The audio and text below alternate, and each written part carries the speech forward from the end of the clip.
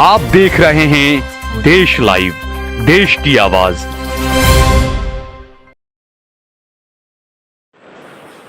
दो दिन पहले मैंने एक बहुत अच्छी जगह दाढ़ी बनवाई, एकदम चिकना, अट्रैक्टिव, अपीलिंग फेस बन गया और 36 घंटे के बाद कांटे हो गए। अब दोबारा या तो खुद बनाओ या बनवाओ। ये बात मैं ऐसे क्यों कह रहा हूं? देश में ईवी कार्स के बारे में बहुत चर्चा होने लगी है। इलेक्ट्रिक व्हीकल, चाहे टू व्हीलर हो, कार हो, इनके बारे में बड़ी चर्चाएं होने लगी हैं और कहा जा रहा है कि ईवी जो है वो अब नेक्स्ट जनरेशन है यातायात में।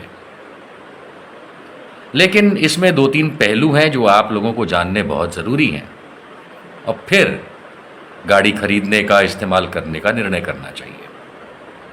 देखिए, अमेरिका में इस चीज़ को लेकर के बहुत डिस्कशंस हो चुके हैं। यहाँ तक कि सेनेटर्स ने ईवी बनाने वाले मालिकों को बुला करके ये भी पूछा कि अगर सारी गाड़ियाँ ईवी हो जाएंगी तो फिर उतनी बिजली कहाँ से आएगी जो उसको चार्ज करने में लगता है।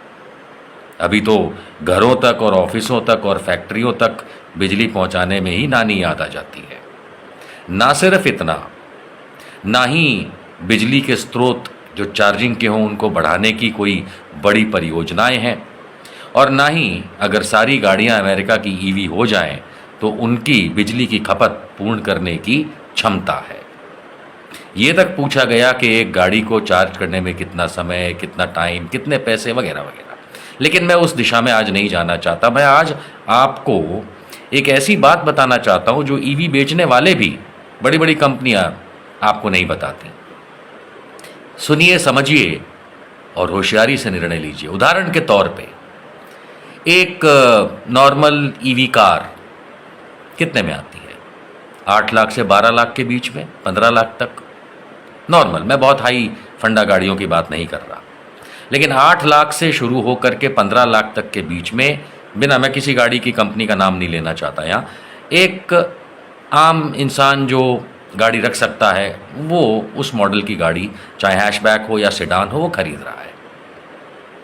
और प्रोत्साहित भी किया जाता है कि इन गाड़ियों को खरीदा जाए ताकि पेट्रोल डीजल को रवाना किया जाए। वो बात और है कि हाइब्रिड गाड़ियाँ भी हैं, लेकिन कोशिश तो अब यही की जाती, पेट्रोल, डीजल, सीएनजी को छोड़ के ईवी की तरफ मोड़ा जाए। इस तरह से आपसे बात की जाती है। तो अमूमन एक आम इंसान जो गाड़ियां रख सकता है, वो इंसान 8 से 15 लाख तक के बीच में एक गाड़ी खरीदता है, ईवी कार। और हम ये मान के चलते हैं कि अमूमन हमारे जैसे लोग जो गाड़ी खरीदते हैं, कम से कम 10-12 साल तो अपने पास गाड़ी रखते ही हैं। हम लोग उनमें से तो है नहीं कि हर 2 साल में गाड़ी बेच दें, वो भी एक सेगमेंट है लोगों का, लेकिन अमूमन हर व्यक्ति तो हम में से भारत में ये नहीं करता। आप नज़र उठा के देखिए, 8-10 साल, 12 साल, 15 साल तो एक व्यक्ति अपनी गाड़ी अपने पास रखता ही है, ताकि वो गाड़ी में, क्योंकि वो अपनी ईएमआई भी भर रहा है और फैमिली कार है वगैरह। तो मैं ये मान के चलता हूँ कि अमूमन हमारे देश में एक कार जो है, जो रखी जाती है फैमिलीज़ में, वो 10 साल चलती है। और मैं ये भी मान के चल रहा हूँ कि ईवी की एक एवरेज गाड़ी जो हम और आप खरीद सकते हैं, उसकी परचेज कॉस्ट 8 से लेके 15 लाख के बीच में, यानी मीन एवरेज 11-12 लाख की पड़ेगी आपको, किसी की कम, किसी की ज़्यादा, लेकिन 11 लाख का एक एवरेज लेके चलते हैं कि अमूमन ईवी कार्स जो मार्केट में आपको दिख रही हैं और दिखेंगी, वो 11-12 लाख की होंगी। ठीक है, अब इसमें एक चार्ज में कितने किलोमीटर जाती है, कितना बिजली की खपत होती है, ये सब रखिए अभी अपने पास, क्योंकि जिनको ज्ञान है वो जानते हैं, जिनको ज्ञान नहीं है वो सीख लेंगे। मार्केट में पिछले 1-8 साल से ईवी को लेके ही खूब चल रहा है।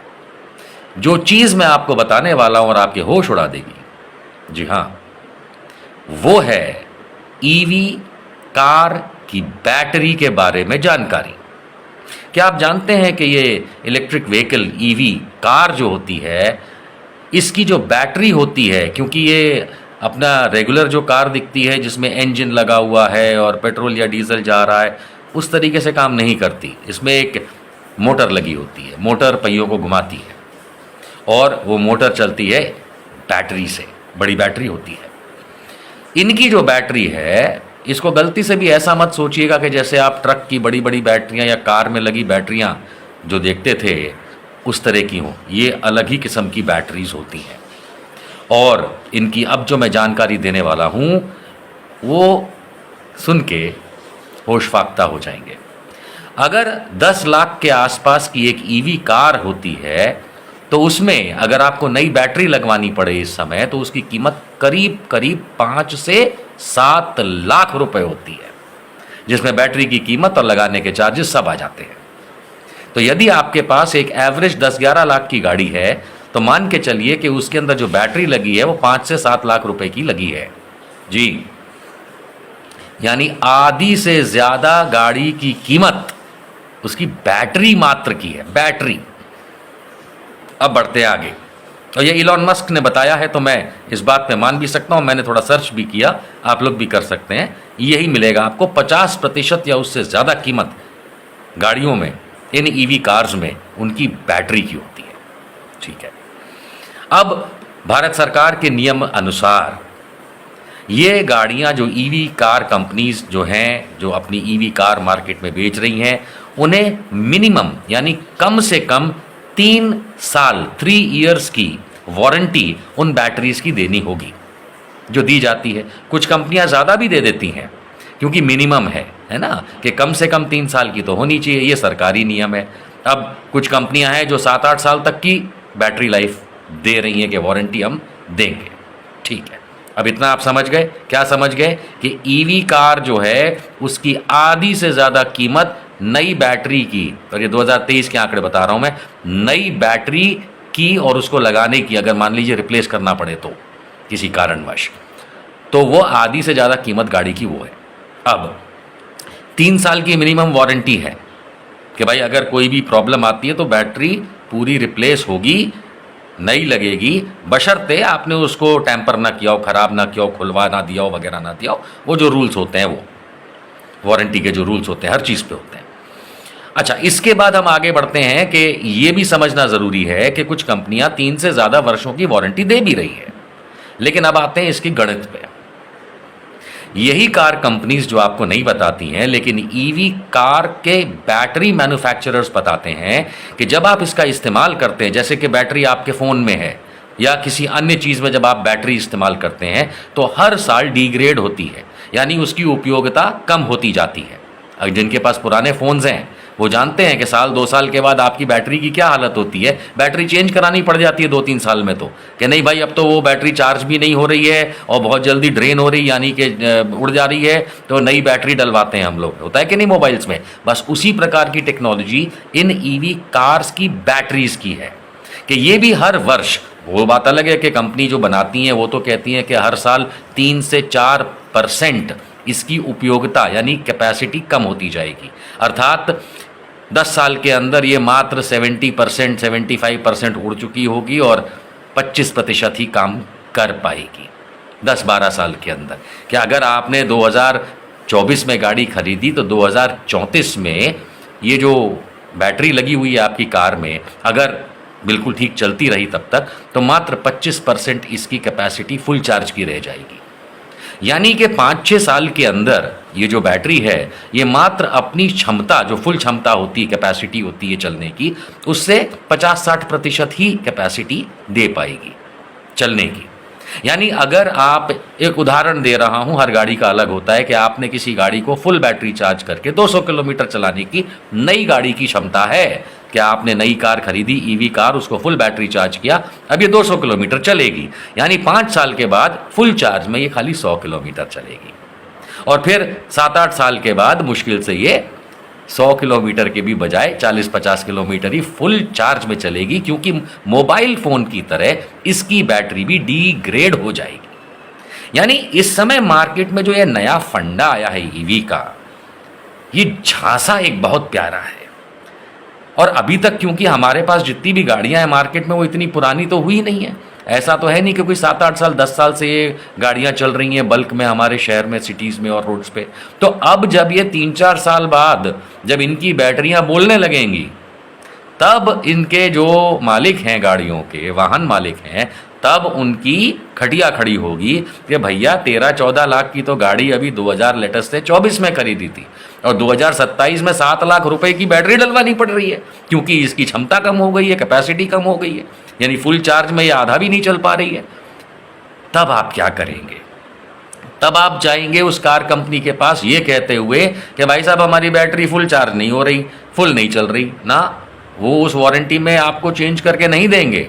वो इसलिए नहीं देंगे, बोलेंगे चल तो रही है, डिग्रेड हो रही है, जब एकदम 75% इसकी क्षमता खत्म हो जाए, मात्र 20-25% बचे, उसमें तो प्रॉब्लम गिना जाएगा। ऐसा थोड़ी ना कि एक साल में 5% अगर बैटरी कम हुई तो आप बदल देंगे।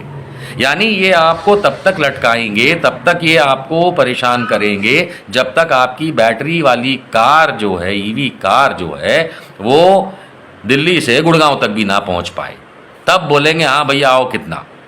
अब इसमें एक दूसरा खेल भी होता है जो कारों में वैसे भी होता है कि भाई इतने साल की वारंटी फलां चीज़ की अथवा इतने किलोमीटर की। तो आपकी जो इस समय की ईवी कार्स हैं वो आपको 1 से 1.25 से 1.5 या 1.5 से थोड़ा सा ज़्यादा 2.25 लाख किलोमीटर तक की आपको वारंटी देते हैं इस बैटरी की।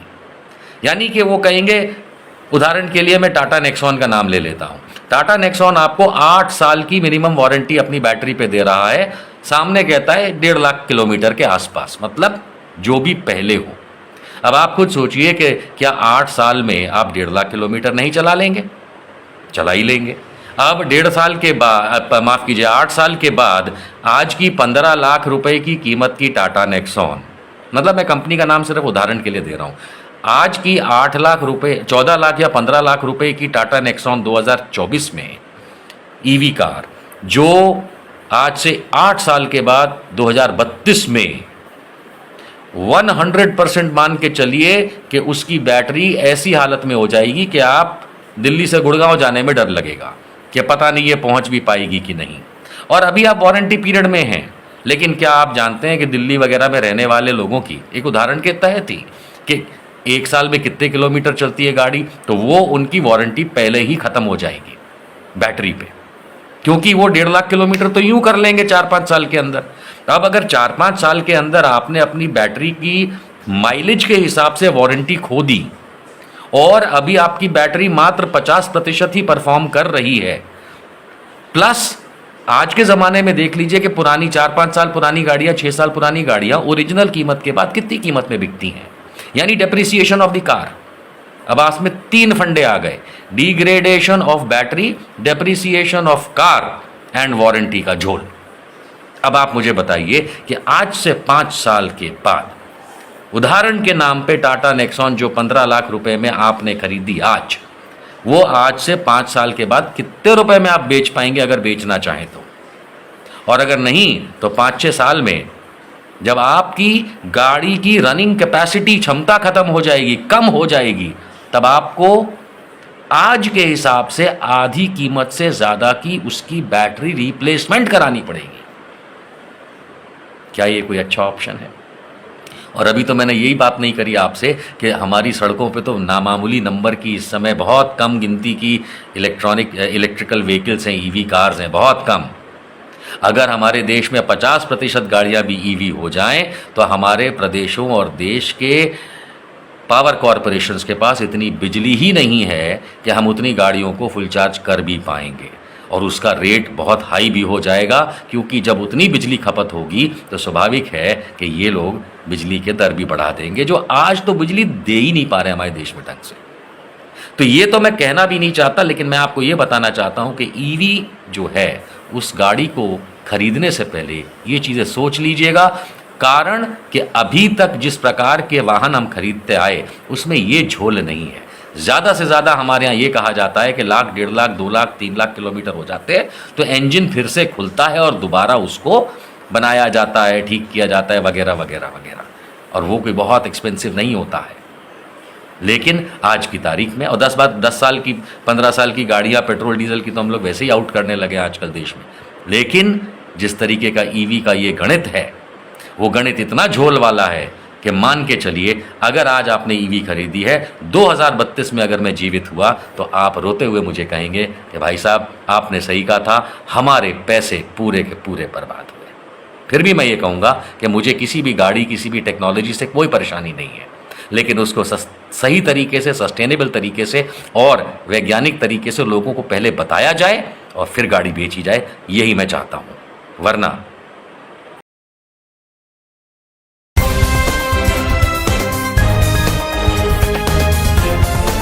देश और दुनिया की तमाम छोटी और बड़ी खबरों के लिए हमारे चैनल को सब्सक्राइब करना न भूलें और बेल का बटन जरूर दबाएं।